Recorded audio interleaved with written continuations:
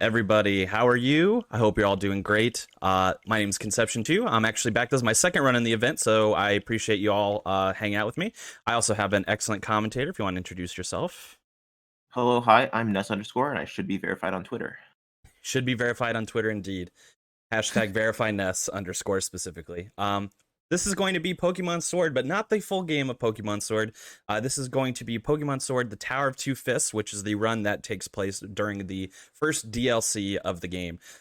You'll notice I'm not in the game. I'm actually in my Switch's settings right now. We start the timer and the day at a specific time in order to set up ideal fighting scenarios, which we'll go into a little bit when we get into the run. But I'm going to click OK here, go into the game, and we will get started on the timer here shortly. We will have plenty of time to talk at the beginning of the run. It starts with a 2.5-minute cutscene. So we will get started here in 1 second. All right. We're just going to name it. Let's do GSA. Why not? Go. All right. Timer is going to start in, hold on 1 second. Here we go. 3, 2, 1, go. Good luck. Thank you so much. All right, so like I mentioned, Pokemon Sword. This is the first DLC, which takes place on the Isle of Armor. So there's actually 2 different categories that you can run based on this DLC. The second, which is fairly new. So what I'm running is what we call Get Urshifu, which is considered "quote unquote" the good ending of the run. And that is when we get Cubfu, we raise it, and then we complete the tower and evolve him into Urshifu. The other option is the don't get Urshifu, or quote unquote bad ending, which would be that as soon as we get Cubfu, we release it, and then we complete the tower with whatever Pokemon we have. But we are going to do the full thing, get Urshifu, do it upright. It's a very fun run. It's a very fun run to do, especially considering that this gen of Pokemon is very long. So if you wanted to do like a full any % kind of run, going to be over 4 hours at that point. This is a nice fun run to do, so you can showcase what the game does, but in a more easier to digest format, in my opinion.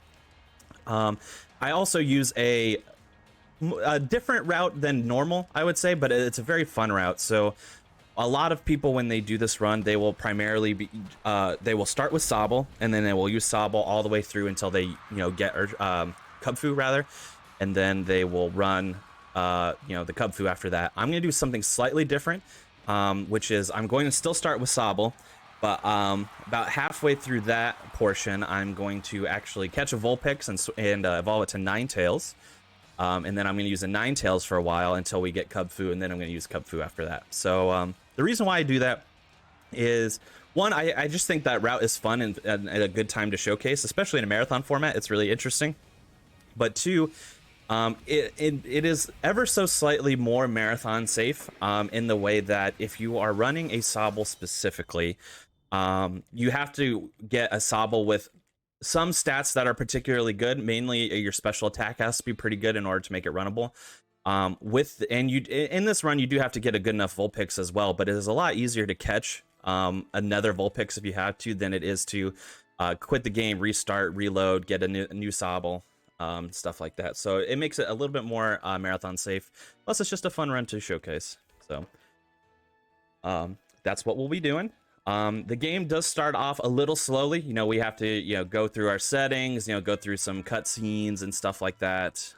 Introduced to the characters. This is Hop, ever so famous Hop. And then we'll finally get our first Pokemon, finally do our first battle, and get through some stuff here. So as soon as we gain control of the character, I'm going to actually pause and go into my settings and change some stuff. Yeah, that's actually kind of standard between all Pokemon runs. Just immediately changing your text speed, changing, like showing cutscenes in this game, right? Yeah. So it's an option to skip movies. I didn't mean to go that close to the door. I got a little close, but that's fine. There's an option to skip movies. That in this run, it's not super prevalent because there are not a lot of movies that we can skip, because we're not going to go into we're not going to get any badges. We're not going to do anything like that. But it skips like the cinematic cutscene kind of stuff. It doesn't skip cutscenes because you'll see there are plenty still. But yeah, we turn off movies, like you said, fast text speed, turning off battle animations, stuff like that. Yeah, and some of the older ones, I don't know if it's in this game because I haven't played this game, but you can change like the box that the text is displayed in. Oh, I haven't. You could. Maybe you can. I actually have never tried to do that. We don't mess with that for this. But there's quite the possibility that you could. But yeah, we turn off battle effects, battle style as well. So similar. If you caught my Pokemon Red run yesterday after Brock, I turned off the battle. I changed the battle style to set, so it doesn't ask me to change Pokemon in between each fight. So I turned that off as well. Nicknames, you can actually turn off the ability to give nicknames, which saves us a little time. In this game, nicknaming Pokemon into a one character thing doesn't save really that much time. In the old generations, it does because it's 1 frame per letter. But the text moves so fast, it doesn't really make a difference. So we turn off the ability to get nicknames. We turn off autosave just in case we get some save lag, and then skip movies.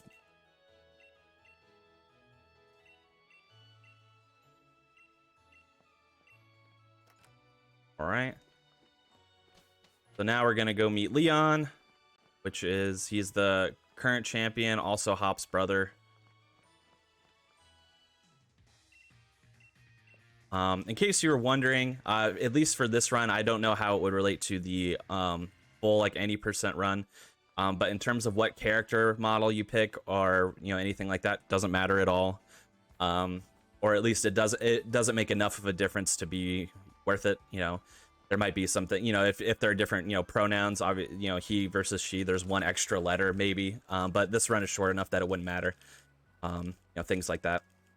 So you can kind of pick whatever character you want. I'll name my character one character anyway, just because it's faster to do that. But, GSA, it's more fun. Yeah, I always like naming my characters funny things, even though it does waste a bit of time. Mm-hmm. It's always funny. Yeah, I love doing that too, especially in marathons. It's a good time. Now, yesterday when I ran Pokemon Red, I specifically still named a lot of my characters one letters, but that was mainly because it will mess up my RNG manipulation if more characters have to pop on screens. So I didn't want to make my RNG manipulation messed up. I had done that in a marathon run before where I just went ham with the nicknames, and then it messed with my RNG manipulation, so it made the run a little bit more interesting to deal with. So I knew that going into it, but this run, one, there is no RNG manipulation for us. We're just straight on plowing through the events of the DLC. And two, it doesn't matter much anyway because the text moves much faster than 1 frame per letter. So yeah, RNG manipulation in the first 2 or 3 generations has been kind of similar. But then after Gen 4 and Gen 5, it kind of just doesn't exist anymore. So a lot of the Pokemon runs are kind of a mix between more accessible and a lot less accessible. yeah. Yeah, it kind of depends. So it's kind of depends on what you like to do in Pokemon speedrunning. Some people really like doing the RNG manipulation because there's a lot of technicality to it.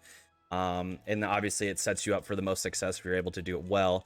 But some people don't like the fact that you can just have they'd rather have a run that you have to adapt to in the moment because it's more fun for them, which is understandable.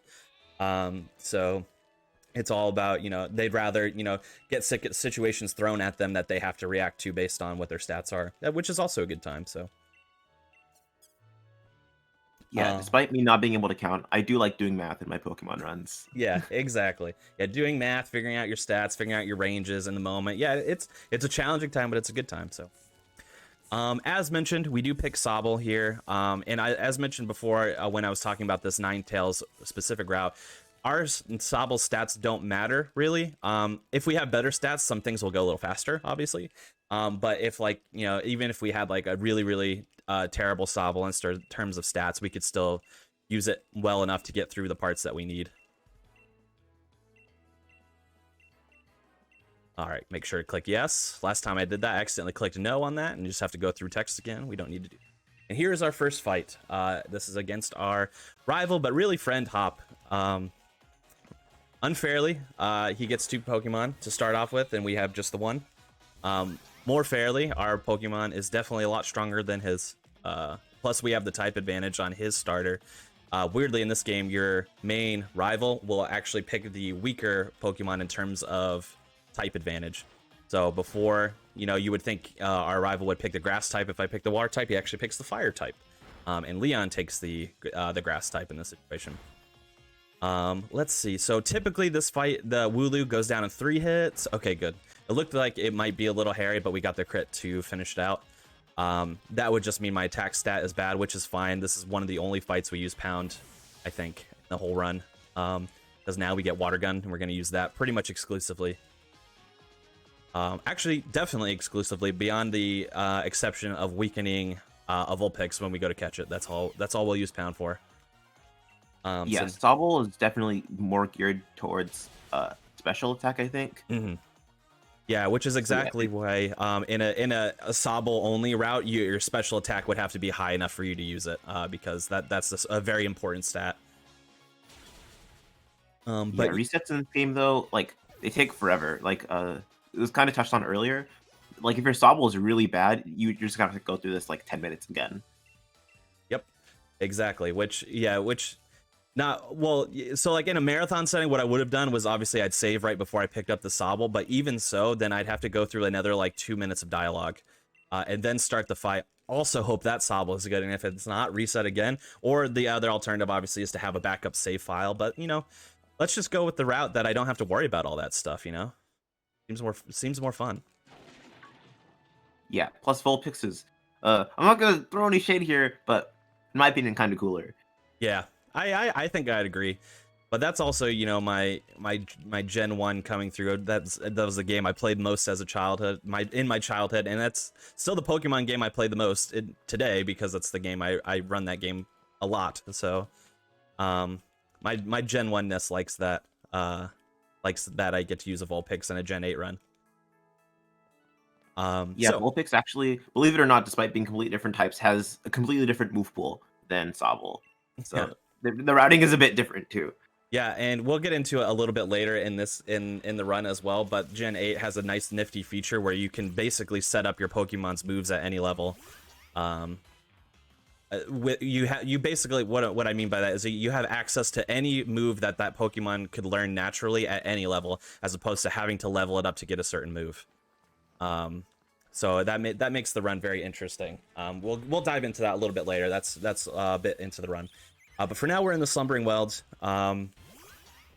We have 3 scripted encounters here. There will always be 3 encounters. Squovit, Rookie D, Squovit again. So we encountered them. After the second one, Hop's going to try to interrupt us. If we don't mash B, we heal ourselves for no reason. So we don't need to do that. And here's our 3rd scripted encounter. And then we have an extended sequence with one of the legendaries in the game that we'll get to here in a second, where we can't do anything. You can't run from it. You just have to go through a few turns until it's over. Oh, yes. Interactive cutscenes. Interactive cutscenes. Exactly.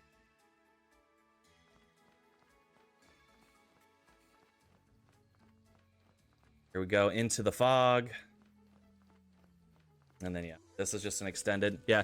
You can't. I wish you could just click run, even if this did take a while with all the cutscene stuff. But nope, it makes it so you have to try to attack it and fail. So there you go. Interactive cutscenes. It's also worth noting that I'm running on the digital version of this game. You can absolutely run on the physical version of this game if you were ever interested in running the any percent route or Tower 2 Fist, which is what I'm doing here. It will in an any percent run, it's going to cost you quite a few minutes in load times. In this run, it probably is like maybe a minute in load times, I would say. Just digital versions will run faster. That's just how it works. It's also worth noting as well that the second Pokemon DLC has come out recently, which is the Crown Tundra.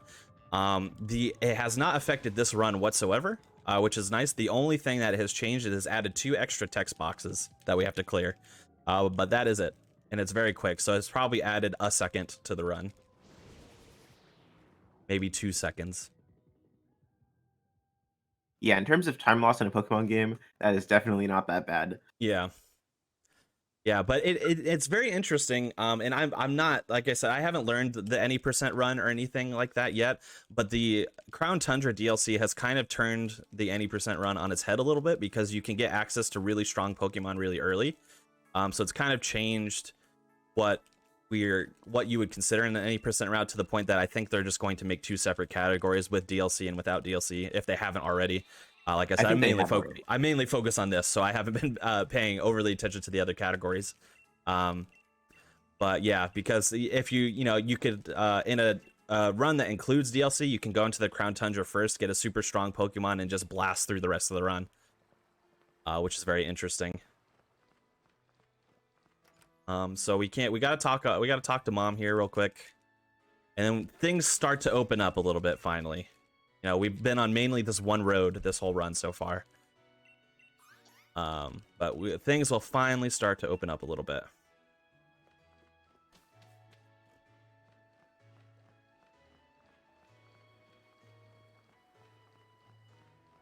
All right, so we're going to head down here, and then we're going to kind of go into our first, wild grass areas where wild Pokemon will occur. It's worth mentioning in this game, as opposed to older iterations of the game especially, it's a lot easier to dodge Pokemon, because most of them will pop up like that. We want to have one encounter here, and we want it to be a Wooloo, so I'm glad one popped up. If it's a level 5 or 6, that's excellent. But the fact that it's Wooloo is good anyway. Oh, excellent. It's a level 6. So we're gonna catch a Pokemon here, mainly because if we catch a Pokemon, we're gonna skip the catch tutorial that happens on Route 2.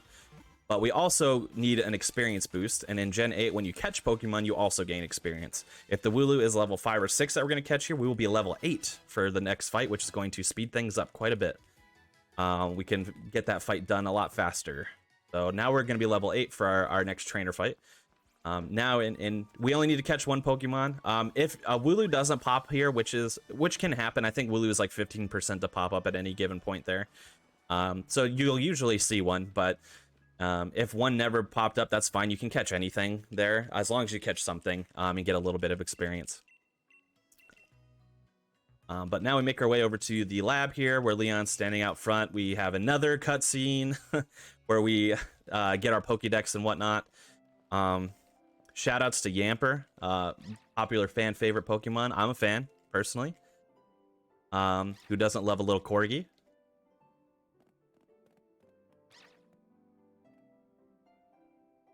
That's not a Pokemon. That's just a dog. That's a straight up dog. Yeah, that's just a dog. Yeah. I don't know what to say. That's a dog, but hey, you throw it in battle, it'll shock some people, so that's fun. Was that a pun? No, but I could see why you would think that. I really didn't make it. Really didn't mean to make it into a pun. I meant generally, it knows thunder abilities, is what I meant. Okay. It has the ability to do damage, but I can understand the pun. All right, yeah. So yeah, we get our Pokédex, which in this generation is a Pokemon, by the way. Rotom is like your phone, but also Pokemon, but also your Pokédex. A little strange, but we make do. Now we got our Pokédex. We're gonna get stopped by a gentleman out here who's gonna give us some potions, which are actually pretty handy. Especially if we have to heal in the early parts of the run, which can happen. And then we're gonna take a small detour after he leaves to go to the right of the lab here. This little swirl. We're gonna grab this rare candy, which we will probably need later, but not for a long time, because we would be using it on our Cubfu later on. I know this happened a little bit ago, but when you're exiting like that building earlier, did the dog say yamp yamp? Yamp yamp. That's right. Yamp yamp. I don't know what I haven't like watched the anime or anything like that to see if there's a yamper in the story yet, but I don't know what. So I don't know what it sounds like, but I always like to picture yamp yamp. Yamp yamp. In my head, like I understand, like, yeah, the Pokemon is saying its name, but like in my head, I'm like, that's a dog. I should say like a bark or like a barf or something, right? You would think. It goes yamp yamp. Yamp yamp. What the heck? So we go into our Pokemon Center for the first and only time. Oops. Jeez, my menuing is poor here. There we go. We deposit the Wooloo we caught because we don't need it for anything. We just needed it for the experience. And then we actually talked to that gentleman there to get 3 Pekka berries. And if you're not familiar, Pekka berries, when equipped, will heal you of poison. Well, you don't have to equip them. You can use them as an item as well. But if you have it equipped to your Pokemon and you get poisoned, it will automatically heal itself of poison. So that will come in handy later on. Here we are at Route 2, and Leon is going to pop up here, and he would give us a catch tutorial had we not already caught a Pokemon, so he's just going to give us some Pokeballs and say, go for it, kid. That's such like an older brother thing to do. Mm-hmm. Like, good job, champ. Just, keep it up. Yeah. And just like not interact with you ever again. Exactly. And then we're on Route 2 here. We don't need any wild Pokemon here, so I am actively trying to walk around them. But there are going to be 2 unavoidable trainers that we have to fight on here. This is going to be the first one.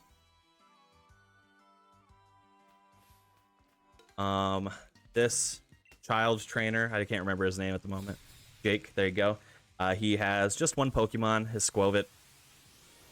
Because we are level 8, I think we have a chance of getting him down in 2 hits. However, I think our special attack is also pretty bad. So we'll see how it goes. All right, we're like right on the threshold here. Of course, we got crit. Which doesn't matter for our health. It just wastes time because the crit text takes a while to clear. And we did get it in 2 shots, though, which is nice. The next trainer that we have to fight is going to have 2 Pokemon. Okay, there we go. Had to dodge some squirrels there. The first one is a Blip Bug, which will always use a move called Struggle Bug unless you happen to crit it in 1 shot. And Struggle Bug is unfortunate. It does a little bit of damage, but it also always lowers your special attack. So it makes the his second Pokemon, which is a Nickit, go a little bit slower. So if we got a crit, that'd be excellent, but I think that's only happened to me like once. Okay, let's go. Just happened again. Let's go. Excuse my language, right? But PogChamp? Yeah, Pog. And I can't say this clearly enough. Champ. All right. Can we get one of those in the chat? At least one just in the one, chat right just now. one. Just one. That's it. So we should be able to get this Nickit down in 3 water guns unless we get another crit. Yeah, 3, it looks like. Unfortunate, we got quick attack on the last attack. It would save us a little bit of time if he didn't quick attack because we'd be faster and thus we'd get our attack off first. So it would have saved a turn, but still pretty good route 2 in general, so can't complain. No extra encounters. Got that crit. We went into a level 8. Yeah. Insane. Yeah, so pretty good, pretty good. So we have yet another, this is the professor of the region, Magnolia. Little extended cutscene here where we talk for a little bit. And then we're going to fight Hop again for the second and last time in this run. And then that fight is also very straightforward. The really good thing about this route 2 is there are a lot of free heals baked into the run. So I was weakened by those 2 trainers, but in this cutscene my Pokemon are healed. So I'm going to go into the Hop fight completely healed. And then when I gain control after the Hop fight again, I will also be healed. So we get a lot of free heals. I assume that's why you only needed that 1 center visit, right? Yeah. And not to mention as well, so like in this run, it's also a very interesting run because we go to the Isle of Armor as soon as we possibly can. Therefore, we miss a lot of things. We don't have the ability to fly. We don't have a bike. So everything is going to be on foot for us, which creates some more unique challenges in terms of how to get to places fast. Especially the Isle of Armor, which is relatively like spacious. So like getting from one tip to the other can take a lot of walking if we have to walk. So we utilize a lot of death warps, which we'll get into a little bit later. So, and obviously when you death warp, we'll lose money, which we don't need to really worry about at all. But it just takes us back to where the nearest center would be, or nearest healing location, which on the Isle of Armor is always going to be the dojo. So when we're far away from the dojo and we have the ability to do so, we're just going to death warp so we get back faster. Oh, I didn't know they changed that actually. Yep. Yeah, because before it used to be, it would be the last place you healed at. Yeah, I think in the main game it still would be. You would still. I don't know that for sure, but I think it would still be the same thing. But I don't think they want, since we have to actually physically travel to the Isle of Armor. I think they just make the warp point the dojo, so I don't have to like go on mainland then take another like ride over to the Isle of Armor, because that would be really obnoxious. But it may even be so in the main game that you'll just travel back to the Pokemon Center of the town you're in. I don't really know. One thing to note in this hop fight, so we just water gun to win straight up. The only thing that that can cause time losses here, obviously beyond our stats being bad, is that the Score Bunny that he has will either use Tackle or Ember on us when it gets its turn. If it uses Ember, Hop will get like an additional like voice line in the middle of the chat, and it's something along the eyes of like, my Pokemon's fire burns bright as blah, you know, just perfectly anime dialogue, but it takes a while for him to say that out loud. And if he uses Tackle, he doesn't say that because it's not a fire move. So luckily we got the Tackle, so we didn't have to deal with that. Obviously, if we had Crit as well, a Crit is slow unless it kills a Pokemon in one shot instead of two, in this case. So even if we had one shot, the Pokemon still would have done dealt with it because it would still probably be net faster.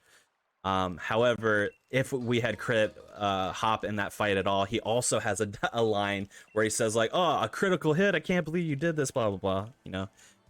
Just Hop has a lot of exclamations is what we'll say, but luckily this was our last encounter with Hop really in the run.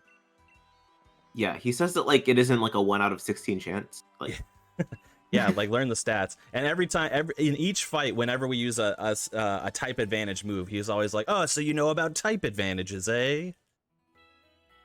Like, yeah, remember we talked about this the last fight. Yeah, it's like, oh, remember? Like, I just reset my save so I could beat you up again. Yeah, remember? Remember my Sobble sucked last time. my Sobble was bad, but then this one is good, so can't believe you don't remember that. He's not even a true friend. Yeah, he's not. But now we have the ability to Dynamax. We find the Wishing Stars, put it in a band. Now we have our Dynamax band. We will use a Dynamax Pokemon once in this run, so you will get to see it. If you're unfamiliar, Dynamax is this generation's like gimmick evolution kind of thing. It just makes your Pokemon really big and really strong, basically. Yep, and we have exactly one fight that we utilize that for, but it's not for quite a while into the runs. All right, so now we have to make our way back. On Route 2, we have to walk all the way back and get to the train station so that we can progress the story. We're going to carefully... Oh my gosh, that Squovit. All right, there we go.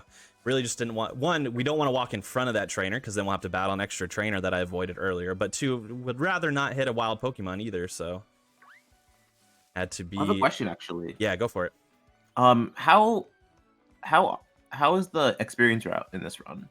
So I know in like some of the other Pokemon runs, the experience route's like super duper optimized. I don't know how it is for yours, especially because there's no manipulations. Yeah, so it's interesting.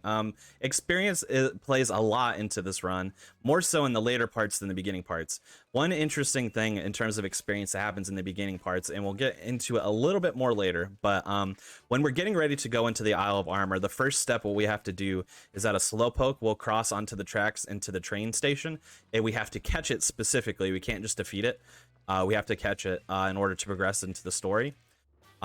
And how Pokemon works in this generation for catching is if you are the same level or above, you will have a much easier time catching a Pokemon as opposed to you being a lower level than that Pokemon.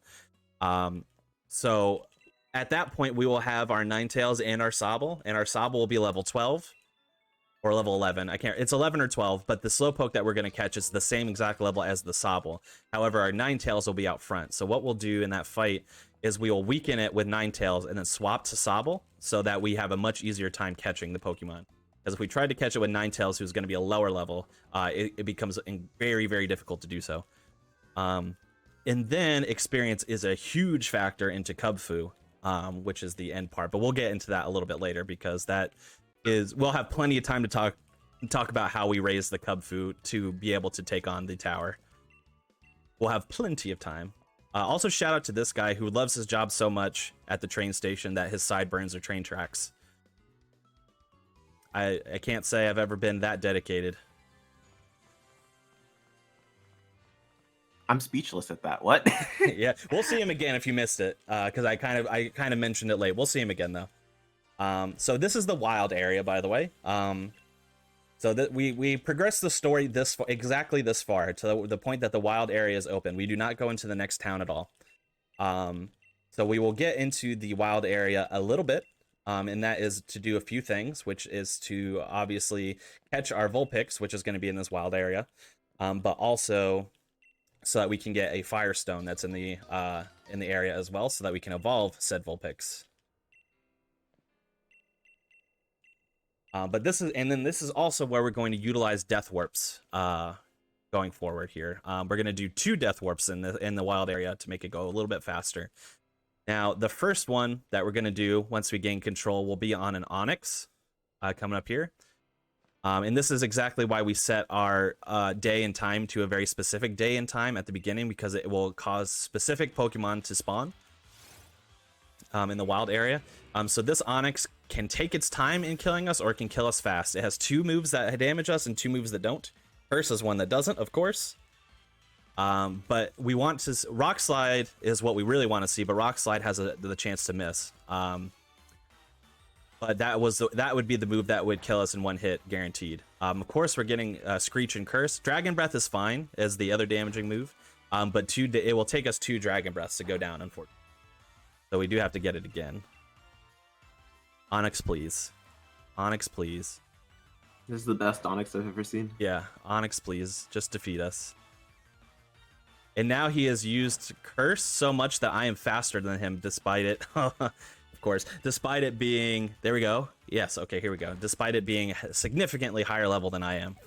But finally we go down. That was pretty slow, unfortunately. You really want to see if you can get it in the first few turns. But the reason why we Death Warp here, you might be wondering, okay, interesting. We just go back to where we got out of the train station. However, when you die in the wild area, that NPC that we were just talking to will say, hey, I see you're having kind of a hard time. Do you want to just go right to the next town? And then we say yes, so that we get all the way over across the wild area instead of having to walk it. And then we're going to come all the way over here and cross this bridge right in front of me in order to get an item, which is the Firestone. So we're going to grab that. And then we're going to do a Death Warp again, but this Death Warp is much more of a sure thing than Onix. Onix is the one that really can make or break it. Shoutouts to Snorlax, just wandering. And this Sigilif that's about to pop up in front of me. Hey. You can tell I've played... Yep. Tell I've played this game before. Alright, here's our Firestone. And then Skorupi is the Pokemon I'd like to. Rhyhorn will work, and I'm just going to do Rhyhorn because it's closer. Skorupi is a really good one to get because it has a lot of damaging moves. Rhyhorn is fine. It just has a few other options where it might not hit us right away, but hopefully it does. Also, we are usually faster than Rhyhorns because they're pretty slow. There we go. So that's the other thing. At least we got it in 1 turn with the Rhyhorn. The Rhyhorn could also use like Scary Face and stuff, which just slows it up. So now we Death Warp again, and we go back to the same NPC. That's all the way at the beginning. This time we don't take the Motostoke, or Motostoke. I don't know how to pronounce that exactly. Warp. We stay back here, and now we're going to go into this grass in front of us, where a multitude of Vulpix will spawn. And we are going to catch one. I'm going to wait just a little bit and get closer to the edge of the grass to catch one, though. This one's fine. Take this one. We want it to be level 8 or above, and we do need it to have some specific stats. So we'll see what we get here. If it's level 7, we have to run. So unfortunately, that's level 7. That's no good. Too low of a level. Luckily, there's one right next to that one.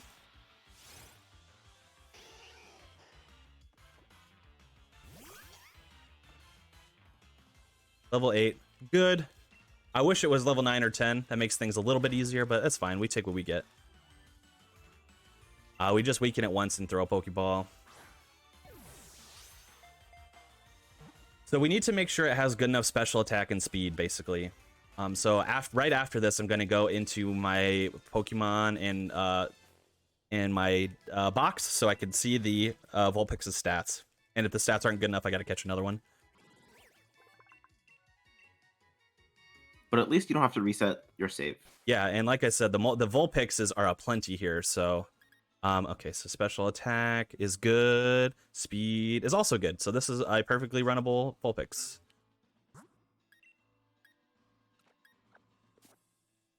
And then we are going to use not the rare candy, the Firestone. And evolve it right away.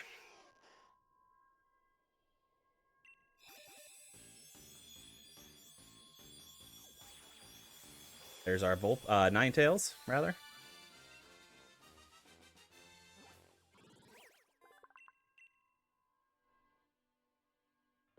Right, and we're going to keep Sobble in our party for now because it does need a little bit more experience, and we are going to fight one wild Pokemon in here to get Ninetales up just a little bit higher, which is a Ninjask that's going to pop up in front of us here.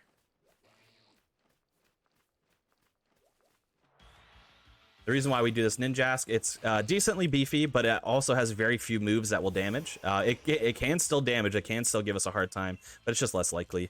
Because it loves to use things like agility and all that. Harden as well. You might have noticed as well, we have a Drought in the air, which will boost the effectiveness of Fire-type moves.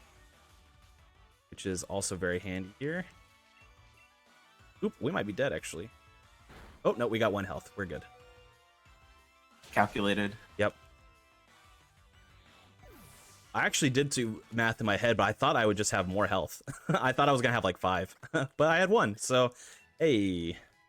Yeah, I don't know like the calculation for that, but I was like, oh, those look like good rolls. Yeah, they did get good rolls, for sure. But also, I'm gonna heal this Ninetales a little bit because we do not want it to die either.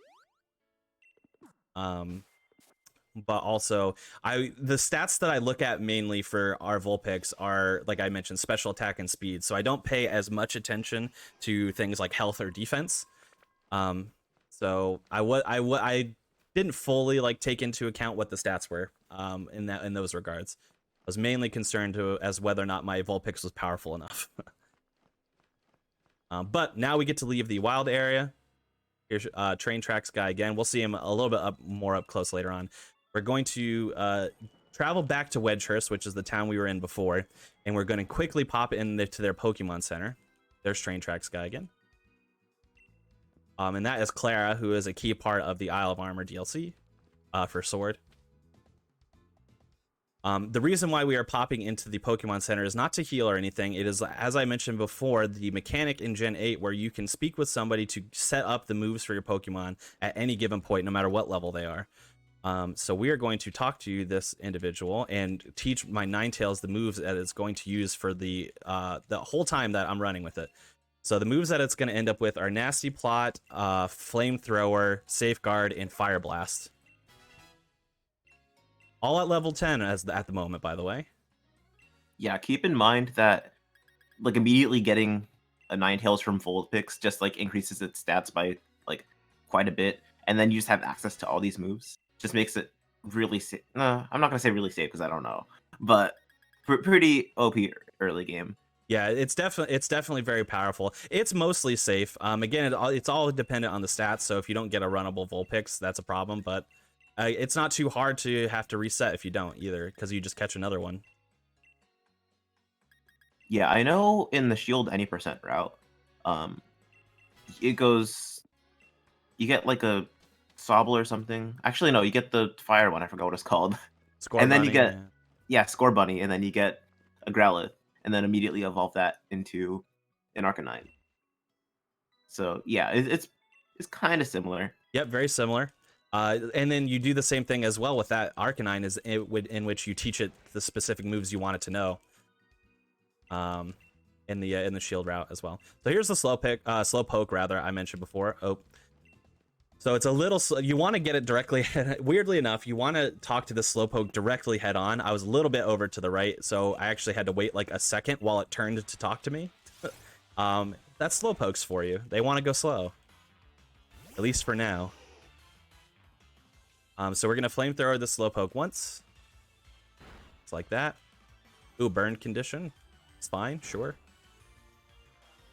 little slower actually, but it probably makes catching it easier, but it's not really that difficult to catch it to begin with. So so we weaken it with Ninetales, swap to Sobble, and because they are the same level. And now the catch condition will be a lot easier to manage. Is there a risk of dying? No. And so obviously I had to heal my Ninetales. I probably would have died with my Ninetales. However, so with the Galarian Slowpoke specifically, does not know a lot of water moves, so it's not going to take out our Ninetales very easily. It's a Psychic Poison type with the Galarian version, so switches it up a little bit. But yeah, I did have to heal my Ninetales so I didn't die to Slowpoke. But that is specifically because I had 1 HP. So. Alright, so now we finally are going to go over to the Isle of Armor. And things really open up now, which is good. Here, yeah, the two text boxes that are added with the Crown Tundra are right there. Because before it just says, oh, I see you have an armor pass. You want to go to the Isle of Armor? But now he says, I see you have an armor pass. You can also go over to the Crown Tundra. Do you want to go to the Isle of Armor or the Crown Tundra? Those are your 2 text box additions.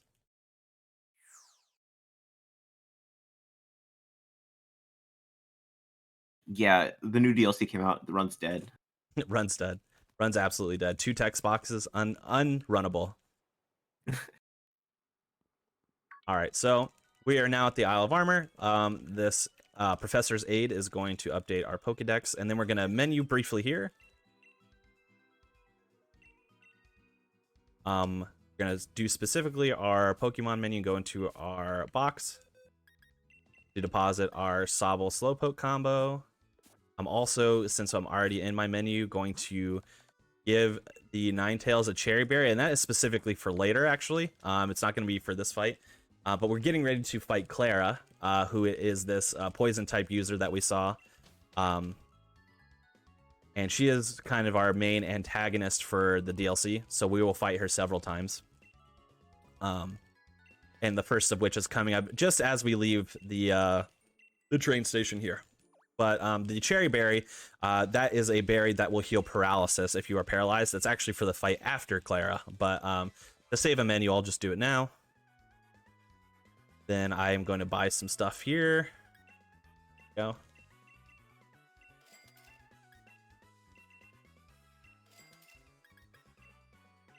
All right, awesome. So I bought some potions, some antidotes, and some awakenings. Pretty all standard, Pokemon items. Potions heal you, antidotes will heal you of poison, and awakenings will heal you from sleep, which we will see the points in which we can fall asleep later on.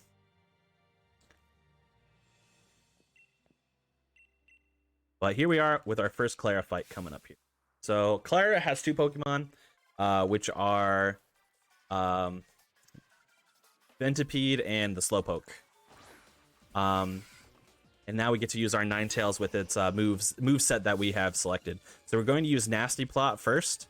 Nasty Plot is a move that sharply raises my special attack. So it's a nice handy move to have. It's probably the move we use the most, oddly enough, in the run. And then we are going to, of course, we got crit, but it doesn't really matter. And then she always says this line too, because she will always use a damaging type move first. So we can't really avoid it. And then we'll flamethrower it. Obviously, it'll go down pretty quick because it is a bug. Well. And then we have Slowpoke on the second one, which usually will go down in 1 hit, occasionally can take 2. So we'll see. But usually it's it's got a 1. lucky crit forehead. Yeah. Oop. Almost picked the wrong move though. Don't even need the crit. Nice. All right, so there's that fight.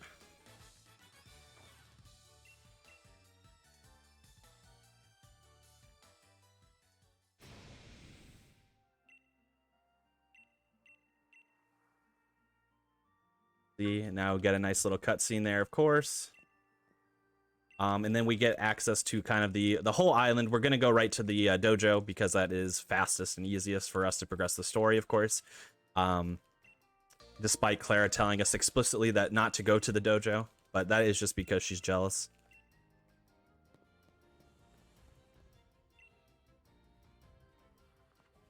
It's very weird hearing, not hearing. I guess it's very weird reading her say, like you're very punctual for like a idiot kid, you know. But like after running Gen 4, it feels oddly comforting because I have so much PTSD from Barry being like, bro, you're so late. Like I have running shoes, you don't. You're so late. I'm gonna fine you $1 gajillion. I have PTSD from that, dude.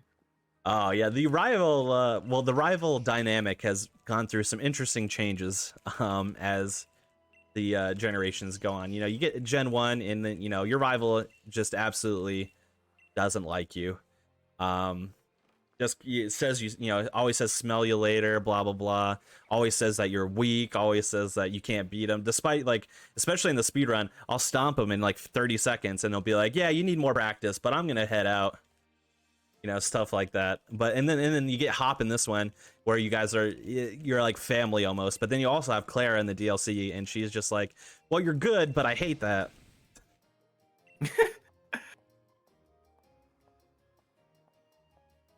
So yeah, this is the dojo. Clara, by the way, is very interesting. I actually like Clara quite a bit.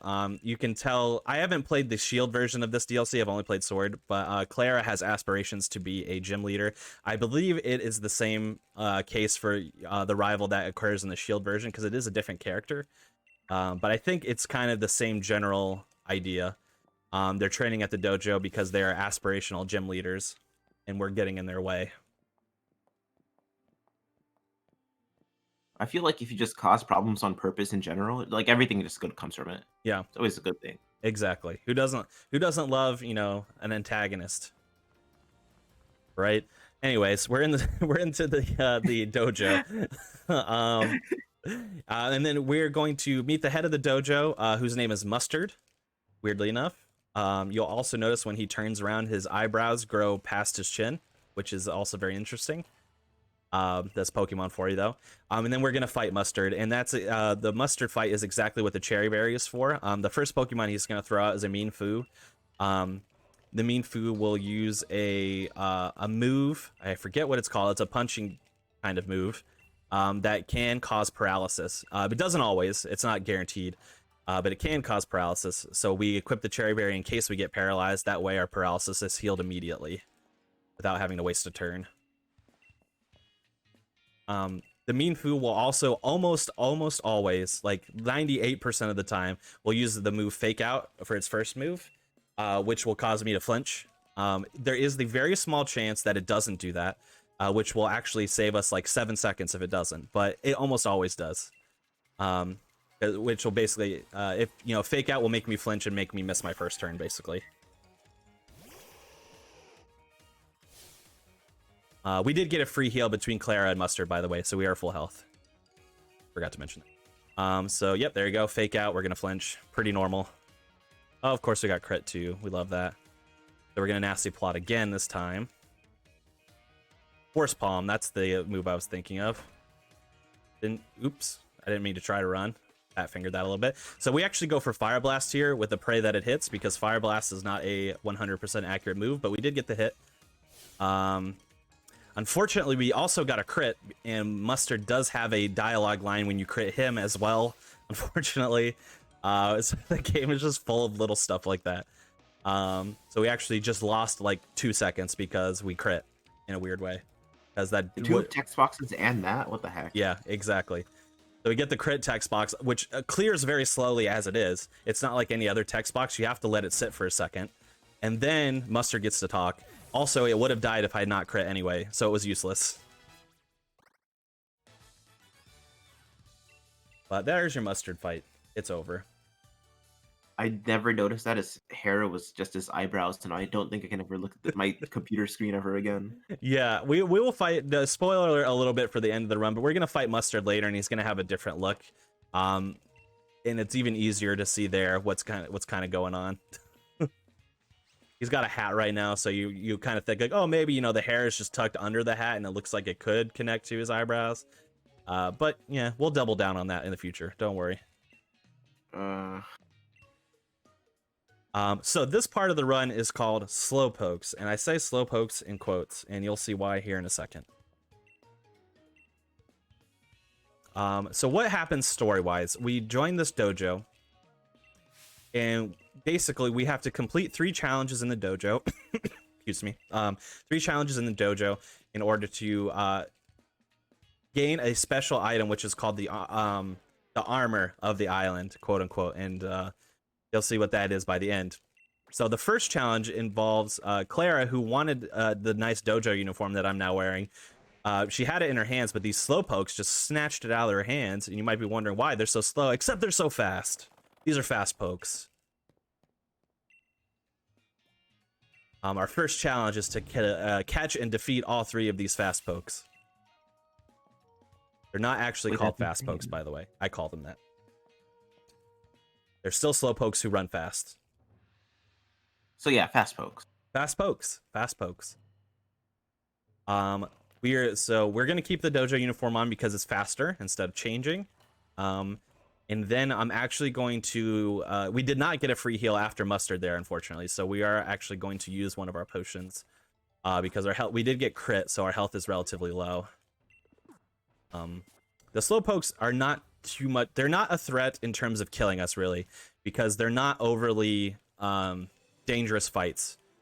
But they can be annoying fights. And they're actually exclusively the reason why we buy Awakenings in the run, because they have a move called Yawn. Yawn is a move that will put you to sleep, but not until the 2 turns after it uses Yawn. So it'll use Yawn, we'll get drowsy, we'll get a turn, the next turn, we'll fall asleep. And that is just, if we get it on the first turn, it's especially annoying, because how we deal with these slowpokes is we catch them, in terms of actually catching up to them with our feet, not in terms of throwing a Pokeball to try and catch them. Then we defeat them by using Nasty Plot and then Flamethrower. But if it uses Yawn on the first turn, we don't get the Flamethrower off right away because we'll fall asleep before it goes. So it's especially annoying on the first turn. But here's the first one. Oh, it's a fast slowpoke. Really should have just called it a fast poke, but missed opportunity, Game Freak. Of course, we get Yawn. 100% missed opportunity. Yeah, that'd have been so funny. So we get Yawn. So we're gonna fall. So we're gonna get this. So it does take 2 flamethrowers to take out. So we're gonna get the first one off, but we're gonna fall asleep. So now I got to go into our bag and use the Awakening. Just slow, not dangerous, just slow and annoying.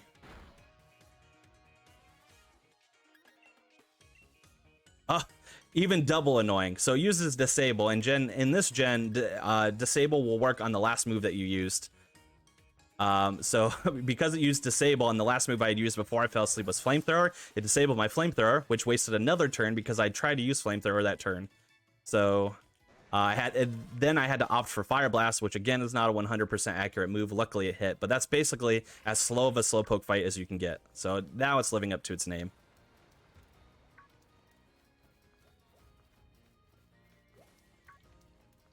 All right, so here's slowpoke number 2. It's a rinse and repeat. We do the same thing with all 3 slowpokes here. Nasty Plot. All right, Acid on turn 1 is fine. If we get Confusion on turn 2, which we did, I might have to heal before. Yeah, I'm gonna heal before killing.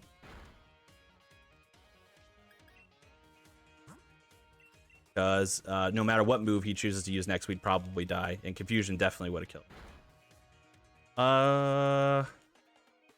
I'm not gonna risk it. I think if I got Confusion again, I think I still could have died there, so I'm not gonna risk it. And of course, now he disabled Flamethrower with all that extra turn. Now we pray for the Fire Blast hit again. Boom, we got it. Okay, that's good. Yeah. What moveset would you have if you had a Sobble?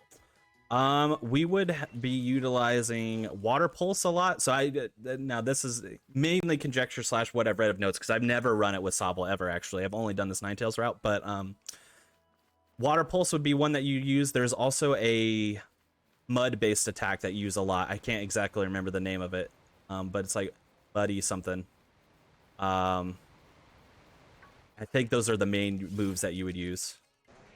Muddy something. Because I wasn't sure what it learned, so that would be very good for this. Yeah.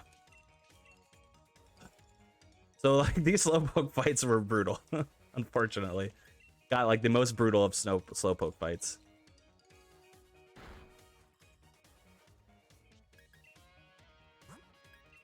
All right, so we fell asleep again. All right, at least we didn't get disabled this time. Oh, but we did. Absolutely unbelievable. Please just hit. If it misses, we're gonna fall asleep again. Okay, good. Unbelievable that I had to resort to fire blasting all 3 slowpokes. In absolute insane luck. Doesn't waste a ton of time, but I lost like 30 seconds to slowpokes there, just for the record. Which is kind of unreasonable. In a PB attempt, I would have reset that. That's just insane. Just insane. At least you didn't die. Yeah. Like I said, those fights aren't dangerous because they're not. You can pretty much, with the ranges that you have, figure out how much damage the next attack would do. So I would just heal out of anything dangerous. So I'm not at risk of losing the run or anything like that. But like, there are a lot faster ways those fights can go. And I didn't get a fast one on any of the slowpokes, which is unfortunate. But here we are. But the next segment is very straightforward in terms the fight that we occur in the second challenge is very simple, so not a lot that can happen there. But here we are. We go back to the dojo. This time we don't death warp this time because setting up a death warp would probably actually be slower. Because we're not super far away from the dojo when we do the slowpokes.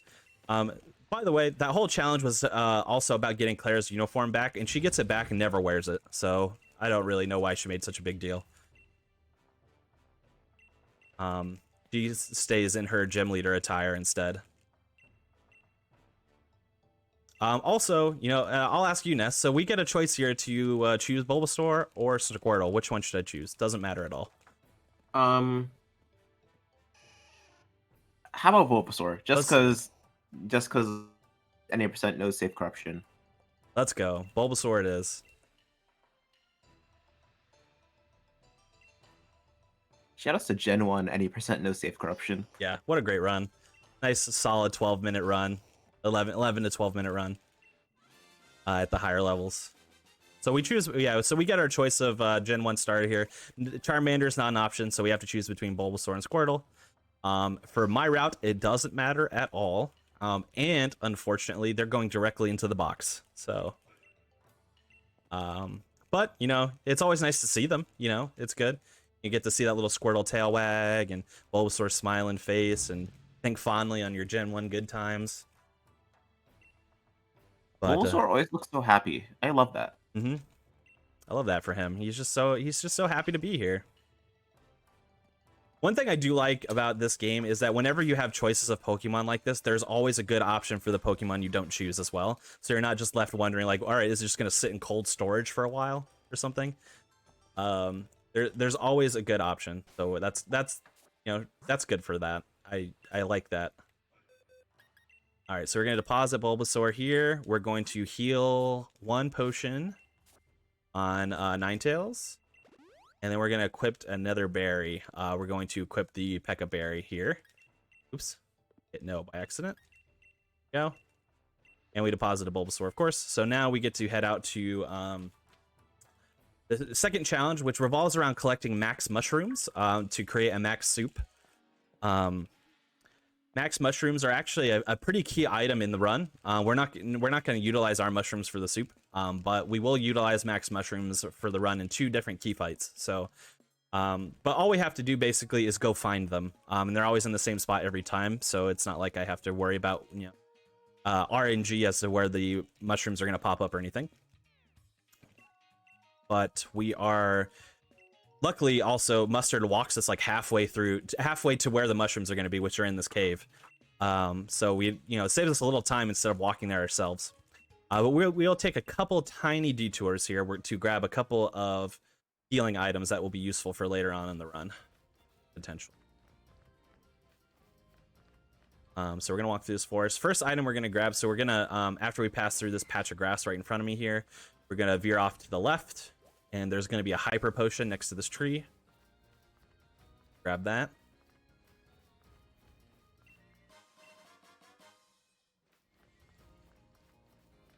And then we got to walk a little bit of ways. Again, just trying not to run into Pokemon in the grass. Very much like that you can see that Pokemon are popping up in this generation, so there's not just that random RNG element of hitting an encounter or not, or having to focus on using repels or anything like that, which is very nice. You just kind of avoid them, which is good.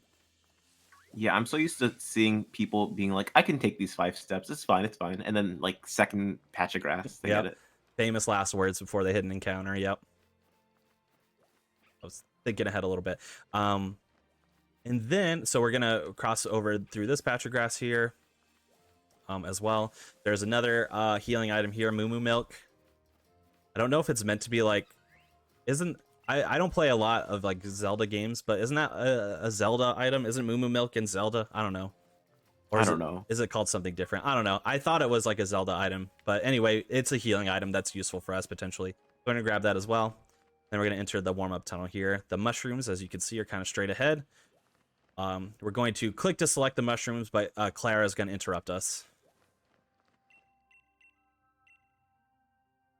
And this fight is really nice and straightforward. We actually want to end this fight with relatively low health because we're going to do a death warp afterwards to get back to the dojo really fast.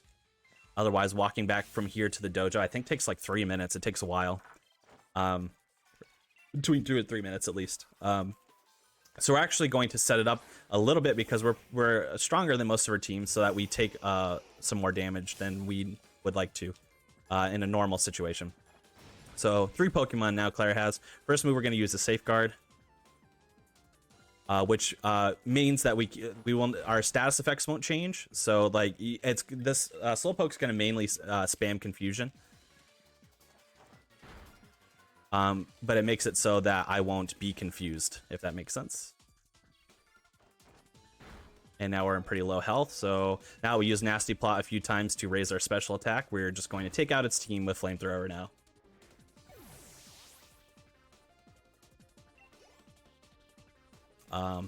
Coughing is nothing to us at this point. Flamethrower, bye-bye, especially with our special attack double buffed right now.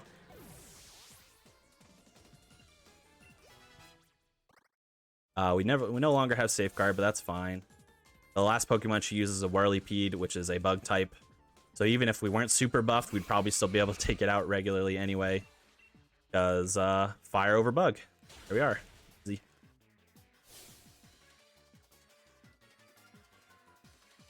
What am I, a super effective move machine? Yes, Clara. Yes, indeed I am. I am a super effective move machine. That's kind of how beating you up works. Just use the fire move and then it kills all your pokes. Yep. Precisely. So we get through Clara. That's a very easy fight. Really nothing to do there to focus on as long as we set everything up properly. And now we're going to do a Death Warp here. We are going to do it on a Sandshrew in the tunnel. Specifically because that is the Pokemon that can damage us the easiest in the tunnel. So hopefully we get one that pops up soon. Torkoal there is a very bad option because it is a fire type. And its main damaging move is a fire type move. So that would take a while for us to down. But the Sandshrew here has Rollout, which is ideally what we'll see first, because I think that could take me out in 1 hit, if not 2. But it also has like False Swipe, I think. That will do some damage on us. Oh, Bulldoze as well. That's a great one. Perfect. I forgot entirely about Bulldoze. It's been so long since I've seen it. So that was pretty fast. We had to wait for a Sandshrew to spawn, which is a little slow, but we did get the 1-turn Death Warp, so that's nice. It's a lot better than the Onix. Yes, a lot better than the Onix. So now challenge 2 is complete. We're automatically back into dojo. Not to mention with the Death Warp, we get a free heal because of that. So that's very nice. I should mention as well, the rest of the dojo is also participating in these challenges, so they're trying to do so as well. The first challenge, I'm the only one who did anything with all 3 slowpokes. Some people like caught up to a slowpoke apparently, so they got to stick around, but some people even failed from challenge 1. Challenge 2, nobody else got a mushroom besides myself and Clara. And Clara is upset because we already started making the stew, but she got back a little late. Or the soup rather, not the stew. We're going to use her max mushrooms for the soup, which is great, so that means we get to keep ours. Which, like I said, they're very useful items. I feel like mushroom stew also works, especially because of, like, you know, Minecraft. Yes, yeah. Called stew in Minecraft. We count that. We count stew and soup here as well. It all works. It all works. There's also a nice funny line there that I kind of just glossed over, so max mushrooms are also meant for Pokemon to ingest so that they can gain Dynamax properties. So whenever we eat the soup, the game says like you start to feel the Dynamax energy welling up inside you with a question mark, and then Mustard just says, no, you don't. That's not how it works. You're a human. You're not a Pokemon. You can't Dynamax as a human. So little good writing. Me. Yes. We like that. We like that. Writing is decently funny in this DLC. So challenge 3 is simple enough. It's just a head-to-head match. So me and Claire are gonna go at it. Claire 3. Isn't this like the 5th time? Yeah, yeah. Claire. So this is the Claire 3. This fight is somewhat dangerous. Actually, decently dangerous. The last time I ran this in a marathon, I had to reset this this fight like 4 times, which cost me a lot of time. The fight has a lot of setup in the first Pokemon, and then the last Pokemon is an RNG coin flip-ish. It's favorable, but it's still RNG. So I'm actually going to save right before the fight, just to be safe.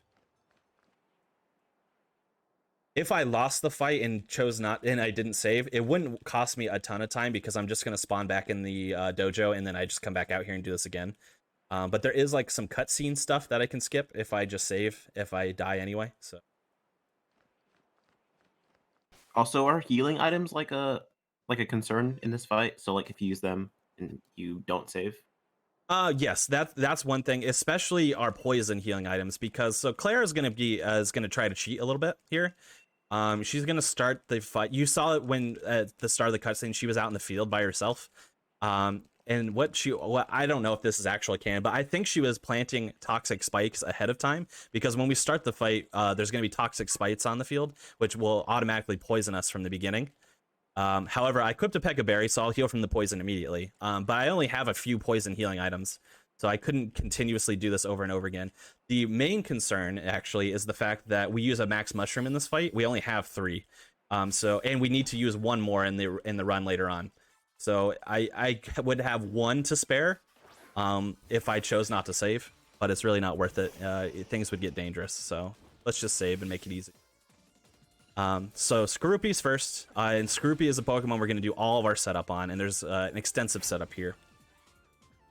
Yep, so like I said, she cheats, poison spikes, poison, but then we heal it immediately. This is also the Dynamax fight that we're going to do. So we're going to start with Safeguard because Skorupi is just going to spam Poison Fang, but now I can't be poisoned because of it. Next up we're going to use is the Max Mushrooms, which are a really cool item. It buffs all of our stats, every single one. So really good. Now we're going to use Nasty Plot to further buff our special attack. I'm not going to risk that. I could risk that, but I'm actually just going to heal that off. I think I could have survived it. Yeah, I would have survived it, but if I had gotten crit, for example, I would have died, so it's not worth it. And then we're going to Nasty Plot again, and that's the extent of our setup. Now we're going to Flamethrower. So the setup's good. We survived the Skorupi. The Skorupi is a hassle if we get crit on, mainly, which it seems to have like... I seem to get crit on by that Skorupi more often than not, but maybe that's just my own luck. I don't know what that is. Now, the next 2 Pokemon, which are Weezing and the Whirlipede, are nothing, especially because we're going to Dynamax. And I always really like this. So we get this long animation, right? So my Ninetales is gonna get super buff, super big, blah blah, and it's like so epic, and it's meant to like make you feel something, right? And then watch the actual fighting go down. Ready? So epic, super cool Ninetales. Here's the fight. Dink. Voila. Wow, super cool Ninetales. Just like dinks this wheezing. So we That use is a cinematic masterpiece. yeah, exactly. So we're gonna do the same thing for all 3 of the last Pokemon. The last Pokemon she has is a Slowbro. The Slowbro is the RNG portion because the Slowbro has an ability called Quick Draw. If Quick Draw is activated on the first turn, that means Slowbro is going to go first, regardless of our speed. And if she is going to also Dynamax her Slowbro. So if the Slowbro gets to go first because of Quick Draw, which it didn't, thankfully, if it got to go first, it would use Max Geyser, which would not kill me. It would be fine. But right, because I've used Fire Blast, and Max Flame specifically, rather, it has made it so that fire type moves are boosted, so that my fire type attacks are doing a lot more damage. If it got to use Max Geyser first, it's going to change the weather to rain, which actually not only takes away my flame boost, but also lowers the effectiveness of my attack, because rain is water, pretty self-explanatory. Then what we would have to do is I would still get an attack off and I would survive. It's not that I would die there, but I would de-Dynamax because you only have 3 turns as a Dynamax Pokemon.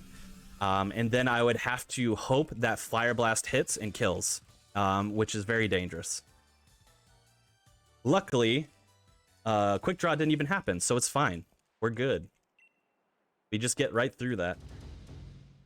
Is Quick Draw just like a Quick Club as an ability instead? Yes. Exactly. Okay. But it doesn't happen every time. I don't remember exactly if Quick Claw works every time, like you always get to go first. I don't remember. It's like half the time, I think. Half the time. Yeah, it's similar to that then. Yeah. It's sometimes it will go first and sometimes it won't. But as long as we get to go first, we will one-shot the Slowbro even in Dynamax form. So because in Dynamax, your Dynamax moves always hit, which is good. They're 100% accurate, so it removes the restriction that my Fire Blast isn't 100% accurate. But also, I get my boosts and all of that. I'm still Dynamaxed and all that, so it goes down quick. As long as it doesn't get Quick Draw.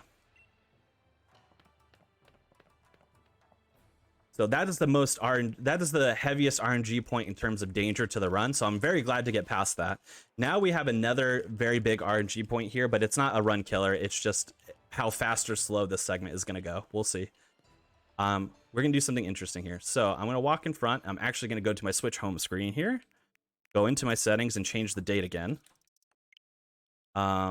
This time we're going to make it October 15th.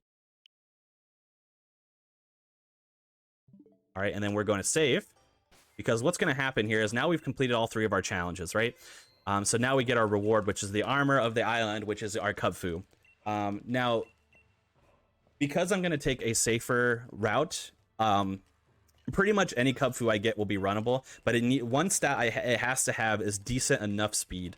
So I need to see, my Kubfu has to have at least 20 speed. If it's lower than 20, then I can't run it. No matter how much, if I tried to run it, I'd have to level it up like double more as opposed to what I would level it up normally, because it needs to outspeed the last Kubfu that we fight.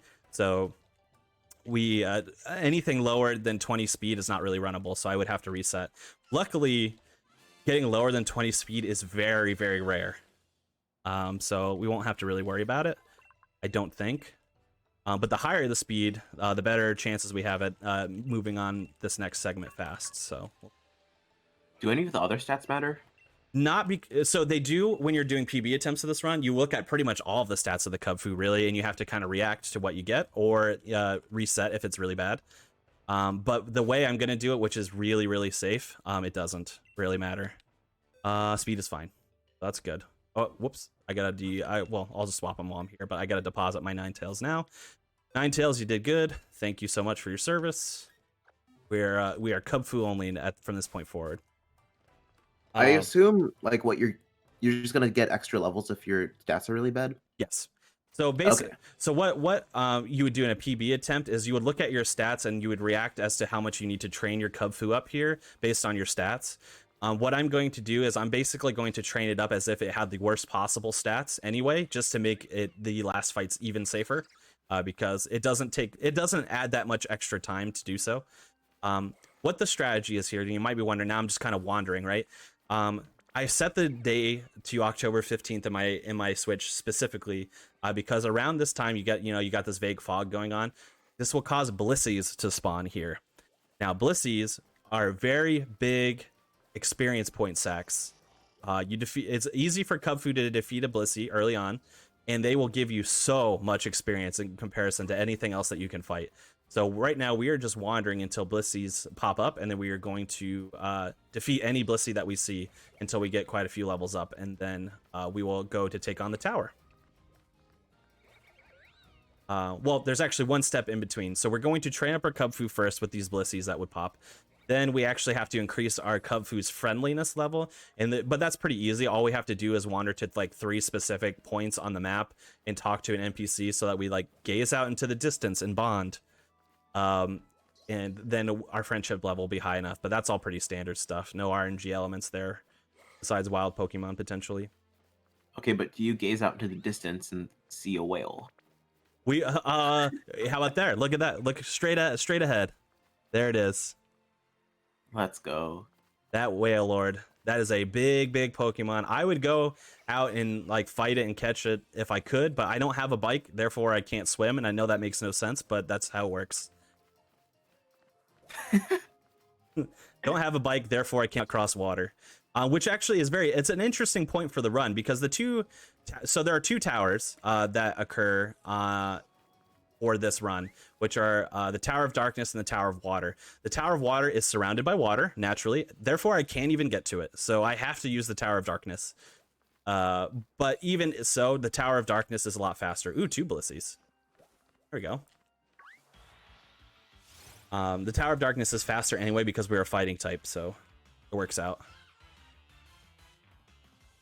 Good. So you actually want the first Blissey. Ideally, it's fine if it wasn't, but ideally your first Blissey that you fight will be a low level. If it's a high level, you'll just have a harder time defeating it, because it has a move called Life Dew, which will let it replenish its health, but 2, its defense is higher, so you'll just have to take a longer time to defeat it. But look at this, 10 to 14, 1 Blissey. That's all we need. Just easy jump, and that's a low level Blissey.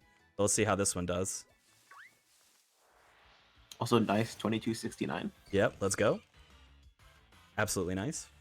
Now it doesn't matter at all what Blissies we get. Now we want as high level as we can get. So the range for Blissies in this area is level 10 to level 15. So as many 14s and 15s as we can get is good. So luckily this one's a 14. There we go. And I'm going to be hovering around I'm going to stop at the level 20 to 21-ish mark, basically, is what I'm looking at right now. So in 2 Blissies, we've gone from level 10 to level 17. So you can see it can go pretty fast as long as they pop quickly. It just kind of depends on how fast they want to spawn. It's not a super great spawn rate, unfortunately. So sometimes, like before those 2 popped, we had to wait quite a bit before they would come on board. But we finally got a couple, and we got 2 back-to-back, which is really nice. Now we're hopeful that we can get another one to pop. You can also get somewhat unlucky, and like a Blissey will see you coming and will try to run away, and if it gets to like a barrier, like a rock or something, it will just disappear, which is unfortunate. The last time I did this in a marathon run, 2 Blissies did that to me. They ran away, and I couldn't catch them fast enough.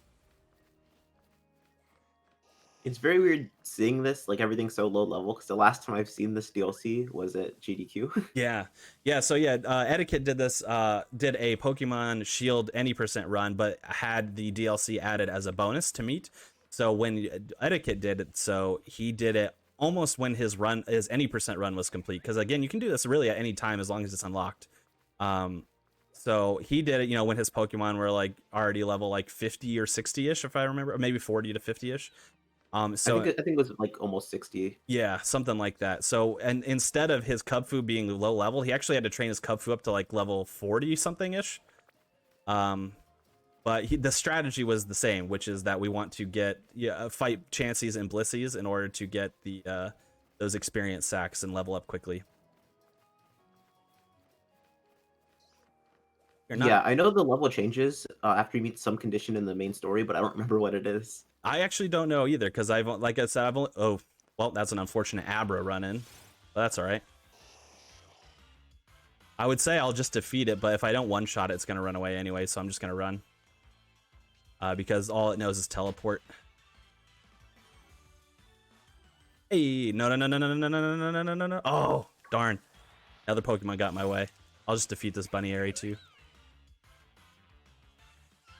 That Chansey will still be there after this fight as well, so hopefully I can get to it before it reaches that wall, or else it's gonna disappear.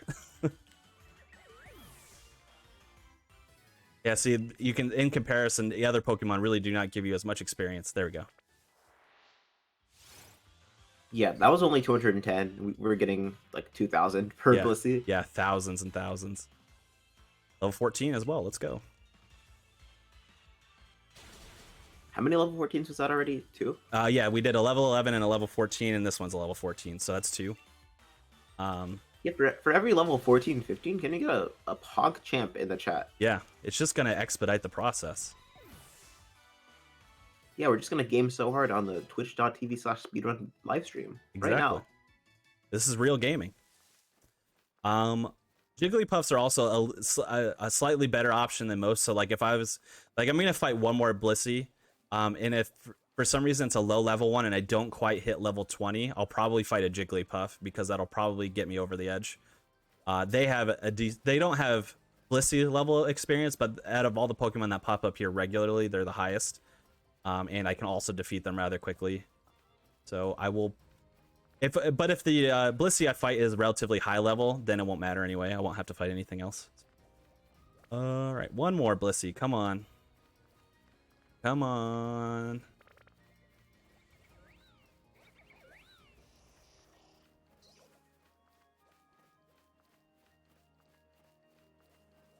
Yeah, you can see we get a lot of like psychic type Pokemon popping up here, which I think is kind of cool because you know I switched my calendar to October, so it's kind of going into like spooky times, which is fun. But then we also get Blisseys and Jigglypuffs, so I don't really know what to make of it. In bunny areas, so spooky but also cute is I guess what they're going for.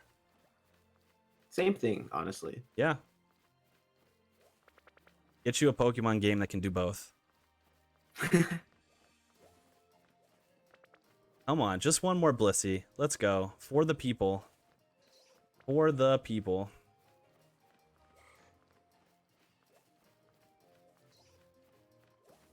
Come on.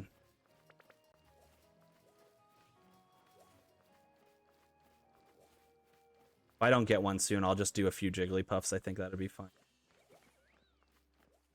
There's also a chance too, so like after I get this level up, there's one. Oh, can I get that one in time? Okay, good. There's also a chance I could just run into Chanseys in the wild on my first path, my path going forward from here as well.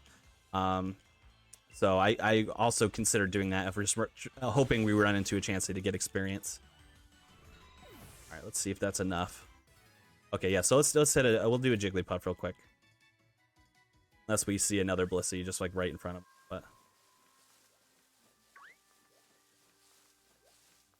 All right, Jigglypuff. Yeah, for all the new people though, because I've been seeing the question in chat just a little bit. What is this category? Yes, so this category, it's called Tower of Two Fists. So if you're trying to look for it on speedrun.com website, it's actually in the Sword and Shield category extensions board. So it's called Tower of Two Fists, and you'll see when you go to the Tower of Two Fists tabs, there's actually 2 different versions. One is Get Urshifu, and the other one is Don't Get Urshifu. I'm running the Get Urshifu run right now. Okay, awesome. So now we are level 20. That's perfectly fine. We are going to move on. And then I mentioned this a bit at the beginning. The Get Urshifu version is also like the good ending version of this run.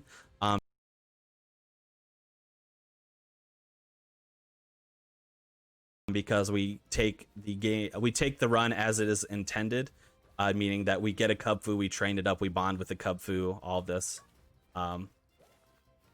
So That's the good version, but the bad version is faster. But what you have to do is you literally you get your Kubfu and you literally release it. Then you go talk to Mustard. You tell him that you released Kubfu, and he's just like, oh, okay. I guess you can do the tower with whatever Pokemon you want. Kind of weird, but fine. All right. So these are our points where we just look out on the horizon and bond. Again, and what's really funny about it is that all three of the points that we look at are not particularly nice looking right now. The tunnel doesn't really change because it's unaffected by outside weather, but like the next two are outside, and the weather is purposely like foggy and bad right now. So we'll just like look out onto the horizon and see like pretty much nothing aesthetically pleasing, and then your Kubfu is like, wow, this is so cool.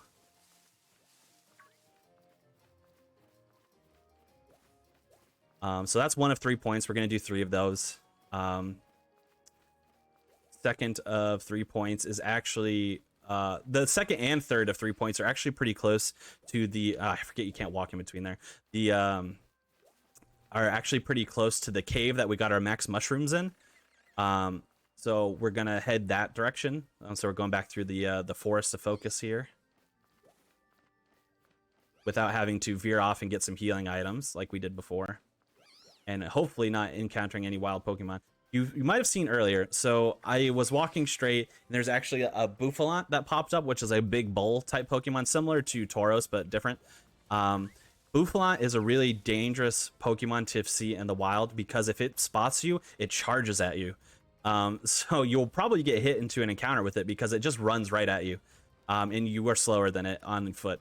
If you're on bike, you could probably get away, but on foot, you're much slower. So anytime a Bouffalant just pops up in the middle of my screen, I'm going to take a wide berth around it so it doesn't see me.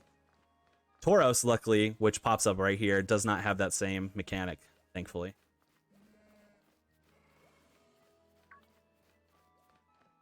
So second... Yeah, Tauros just looked at you with that question mark. Yeah.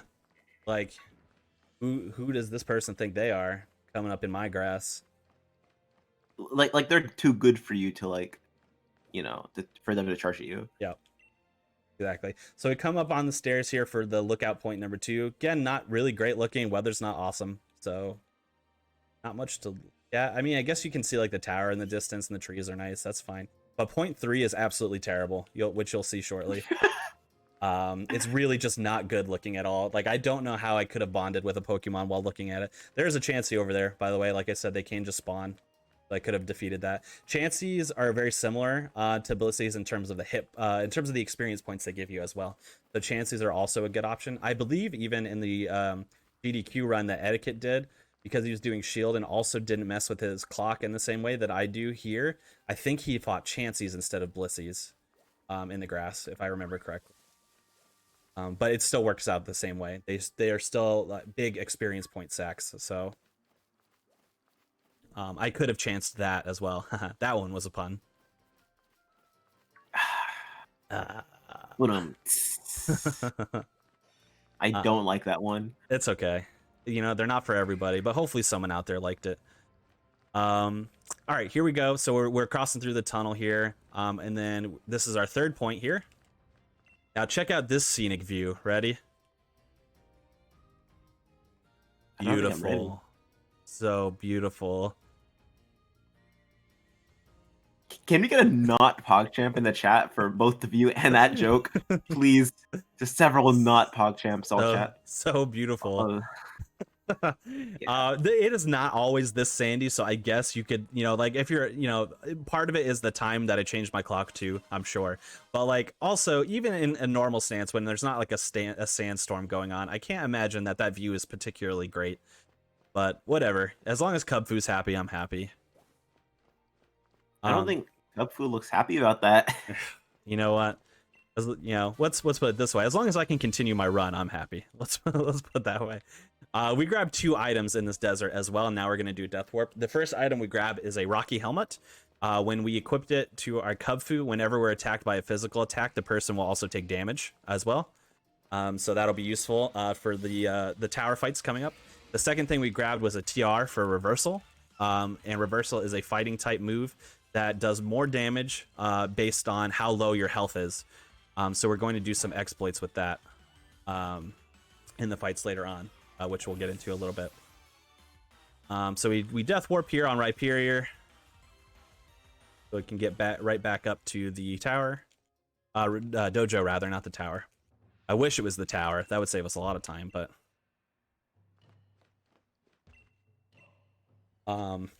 Yep, as long as we get the this little cutscene break where we're all standing up and Mustard is checking out my Kubfu in this regard, I can tell that my Kubfu's friendliness level is high enough that we can move on with the story. So that's good.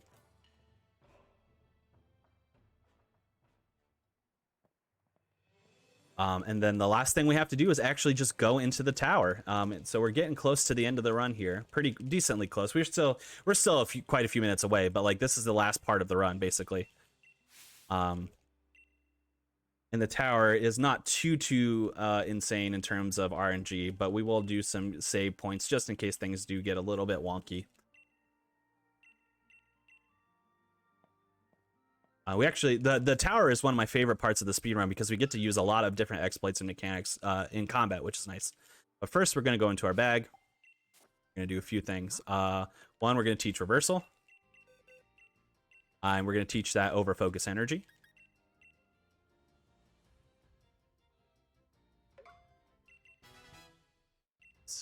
Accidentally backed out of my bag. There we go. We're also going to equip the Rocky helmet. And then also give Kubfu the rare candy. So now he's level 21. And this is this is a very safe level. For reference, a lot of times when doing PB attempts, I'll go as low as like 15 or 16 at this point into the tower, based on whatever stats I get. Sometimes it'll be as high as like 17 or 18. I rarely will go beyond that in a PB attempt. So most of the time I only have to defeat no more than like 2, maybe 3 Blissies at most. But because I take the extra time, get some extra experience, fight a couple extra Blissies maybe, it makes pretty much every fight safe. So with the exception, almost guaranteed, but there are some exceptions that would cause us to fail, in which case we will heal in advance of those though. Not too bad. But now we just make our way over to the tower. Like I said, we cannot choose the water tower even if we wanted to right now, because I don't have a way to get inside of it. So I'd have to play a lot of story in order for that to happen.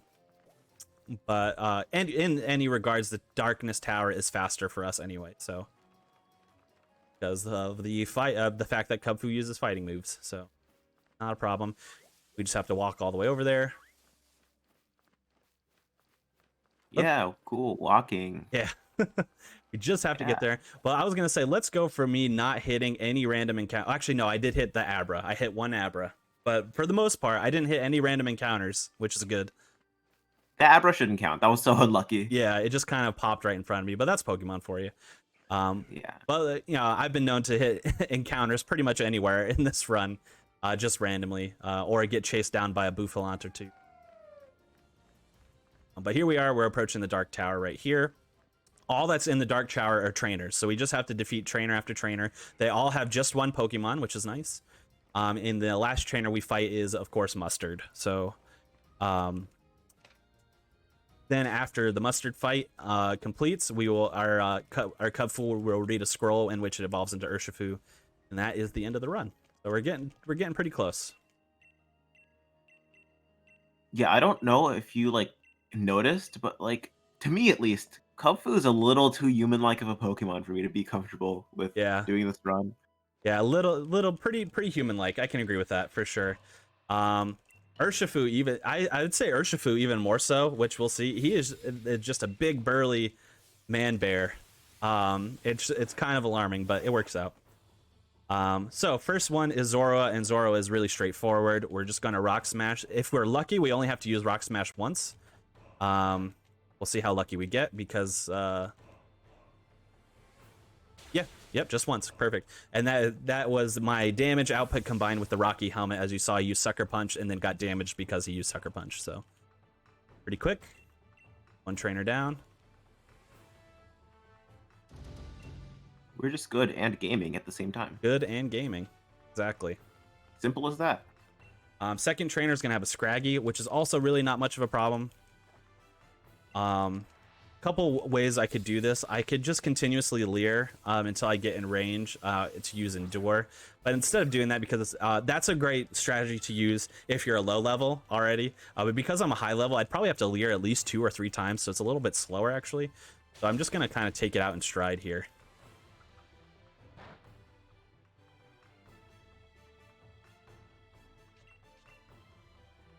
Just use some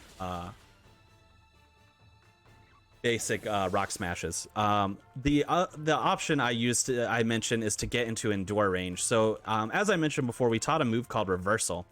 And what Reversal does is, like I mentioned, does extra damage based on how low your health is. So the lower your health, the more damage it does. We also have a move on Kubfu right now called Endure. So what happens with Endure is if you take enough damage that would normally kill you, but you had used Endure the move before, you will survive with 1 HP. So a lot of times we will combine Endure with Reversal, survive until we have 1 HP, which optimizes how much damage Reversal does, and then we kind of just go from there. I think I can Rock Smash here. I think I'll survive this. Yeah. So we used a Rock Smash there. We're going to use an Endure here, so you got to get to see it in action. NK is going to use Slash. Now I have 1 HP. I could probably Rock Smash to defeat it anyway, but I might as well just use the Reversal because it does a lot of power. Voila.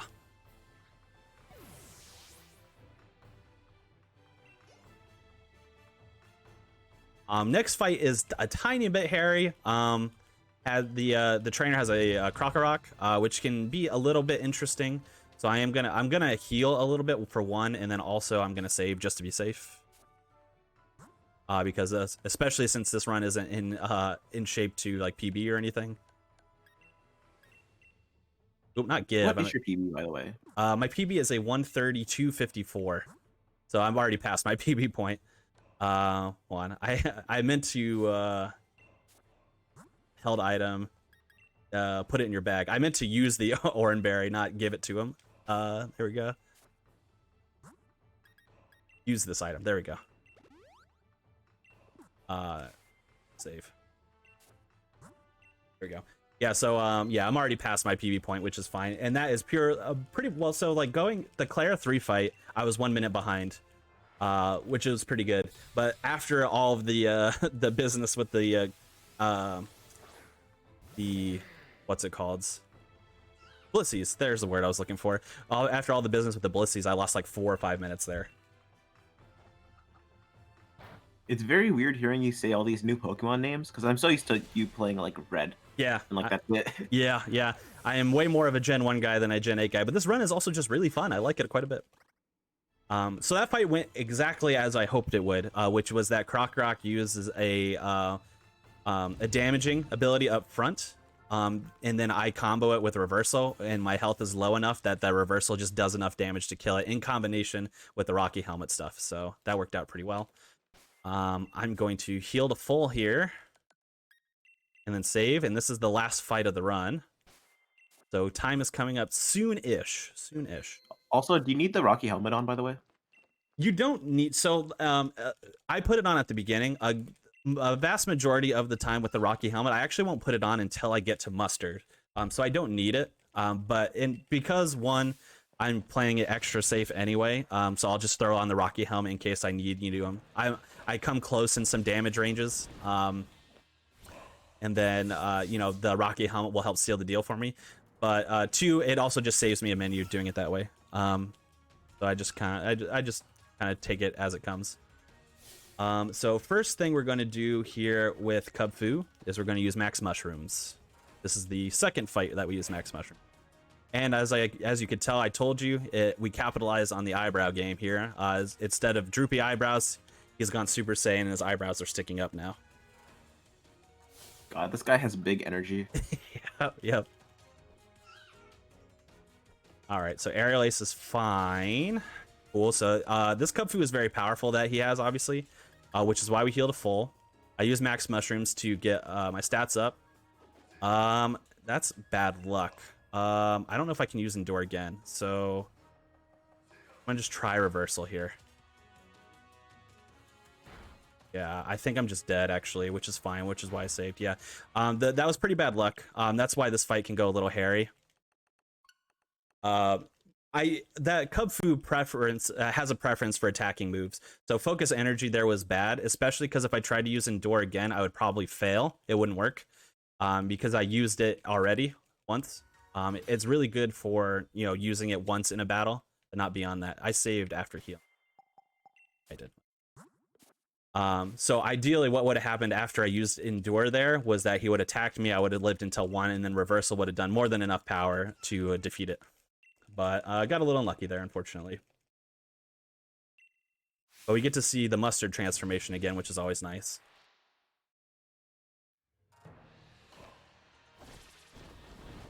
Voila, Super Saiyan Mustard. Still has massive energy. Still huge energy.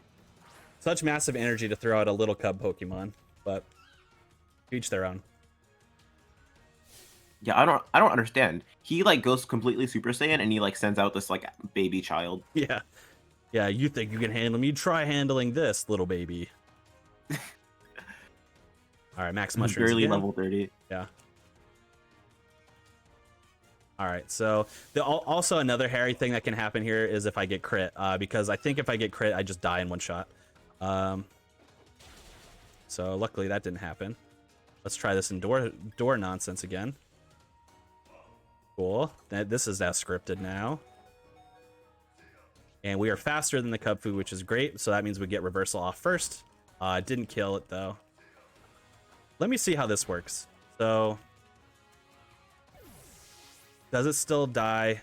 No. Okay. Just wanted to check to see if it still died from the... Because it used a move to see if it still died from the Rocky Helmet, but it did not. Oh, you don't have that on. The Rocky Helmet I should have on. I put it on early on when I taught it. I put it on before I went into the tower. Yeah, but then you messed up the berries. Oh, you're right. That's correct. That's true. I messed up the berries. So let's fix that, shall we? I forgot about that. That's why you're asking that earlier. That's fine. We're still gonna finish Underestimate. I could die another time and still finish Underestimate, I think. Yeah, we basically got to the end, so like. Yeah. Even if I didn't, it's fine. All that happens is after this fight, there's a cutscene and then it runs over. So. All right, big energy. Here we go. For the third time. Yes, big energy. All right, let's try it all again. Same deal.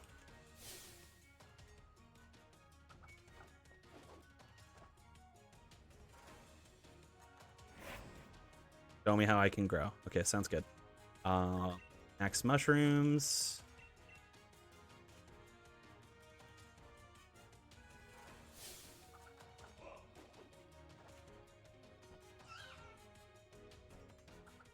I wonder what max mushrooms taste like. I can't imagine they would taste super well, but you never know. Yeah, maybe because they're Pokemon are literally into like berry shrooms, right? Yeah. So Endure. Reversal. Hey, there we go. Now it works. There we go.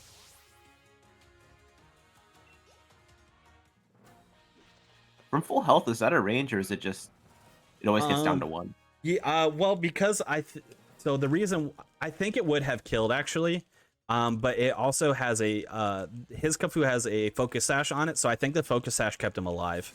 Oh yeah. So I think if it went from fold to it would have killed him. The focus sash kept him alive, which is why I died there. But also I should have just had the I forgot that my berry mess up took my Rocky helmet off. I've never had that happen before, so I forgot that's why I wasn't doing any damage there. I was like, oh, I guess Aerial Ace isn't a physical move. I thought it was, but all right. Yeah. That's a funny marathon thing. Oh yeah. Yeah, Oh, that's never happened before. That's never happened before. Yes, my absolute ineptitude. So yeah, now all we have to do is run over to here.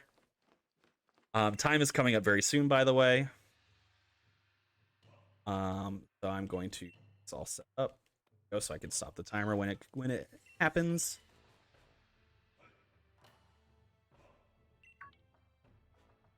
So Kubfu is going to evolve here to Urshifu, the dark version.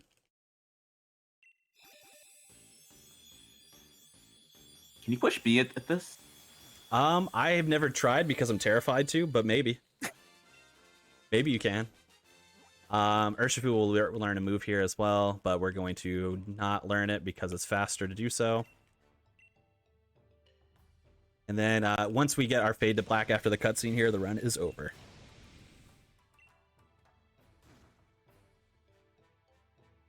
See, like, that's a straight up human in a fursuit, right? Like, it's gotta be. Yeah. It's kind of alarming, but it's fine. I'm pretty sure I've seen that fursuit on like Twitter or something. Like, ugh. that is just a person. Yeah, exactly. All right, here we go, and time. GG. Exactly 1 minute underestimate. So there we go. That is the Pokemon Sword Tower of Two Fists run. So thank you guys for watching. I really appreciate it. Just a couple shout outs real quick. Shout outs to just the GSA, staff and everybody for having me on. This is the second run I've gotten to do for the marathon. I still have one more even, so I get to be a part of this for several days, which is really great. And shout out to everyone who's donating to help get the money towards a good cause. Thank you to Ness _ here for being excellent on the commentary as always. In addition to that, I wanted to shout out a couple of the organizations I work with, which are Venatio Esports as well as POQ Esports, which I'm wearing their jersey now. Thank you guys for working with me and stuff. And yeah, if you like Pokemon, you like speedrunning, just come on by our speedrun.com pages of whichever Pokemon game you like, and feel free to hop in the Discord for your respective game. And we have resources. We're willing to help. You have questions, we're there for you. I think that covers everything. If you have any shout outs, Ness? The only shout out I can think of that you didn't mention is getting Ness _ verified on Twitter. Yeah, we want to get Ness _ verified on Twitter. Hashtag verify, hashtag partner push, all that. Yeah. So we'll get that movement going. But yeah, thank you folks for having us. I really appreciate it.